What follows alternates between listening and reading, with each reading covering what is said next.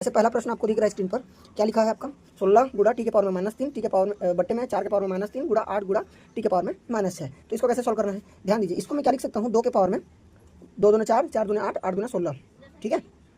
तो 2 के पावर में 4 अपन लिख सकते हैं, इसको 2 के पावर में 4, ठीक है। और इसको क्या लिख देंगे, टी के पावर में -3 है, उसको वैसे ही रहने देते हैं। इसको क्या लिख सकते हैं, 2 के पावर में 2, 2 के पावर में 2 और पूरे के पावर में -3, और इसको अपन लिख सकते हैं 2 के पावर में 3, और इसको अपन लिख सकते हैं टी के पावर में -6। अब जो माइनस में उसको ऊपर ले जाते हैं और ऊपर वाला जो माइनस है नीचे ले आते हैं, क्योंकि आप गुणन प्रतिलोम में आप ये पढ़ चुके हैं। तो क्या हो जाएगा, 2 के पावर में आपका 4 आ जाएगा, और ये टी वाला ऊपर चला जाएगा तो टी के पावर में 6 आ जाएगा, और ये वाला भी ऊपर जाएगा तो आपका 2 के पावर में -6 आ जाएगा, तो ऊपर में +6 अपन उसको लिख सकते हैं।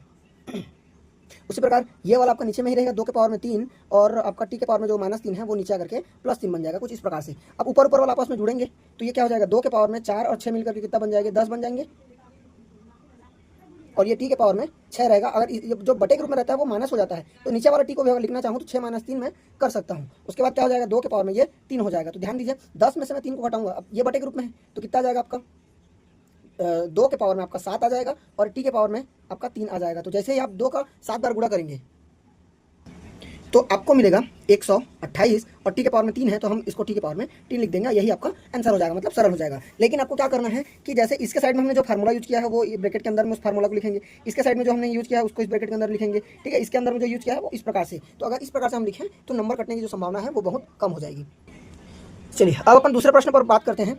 अब यहाँ देख पा रहे हैं 1/3 के पावर में क्या है, -1 है, मतलब 1 के पावर में -1, 3 के पावर में भी -1। उसी प्रकार इसमें तो हम अगर उसको उल्टा पुल्टा कर दें तो क्या हो जाएगा, ये 3 के पावर में 1 हो जाएगा, और -a भी क्या आ जाएगा आपका 4 के पावर में 1 आ जाएगा। 4/1 4/1 तो उसको लिखने की जरूरत आपका नहीं है, तो कुछ इस प्रकार से हो जाएगा। उसके बाद सब पूरे के पावर में -1 है, तो 3 में यदि मैं 1 को घटा रहा हूँ तो मुझे मिलेगा वह -1, और -1 के पावर में क्या है, -1।